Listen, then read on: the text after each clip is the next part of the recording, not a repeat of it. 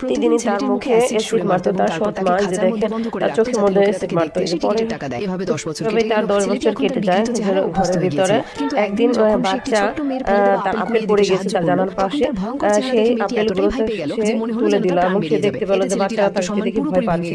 তখনই সে লুকিয়ে ডাক্তারের কাছে চলে যায়, ডাক্তারকে দেখাতে ডাক্তার দেখে অবাক হয়ে যায়, যে দেখে গেলেন যে তাকে জিজ্ঞেস করলো যে এভাবে এটা কিভাবে হলো।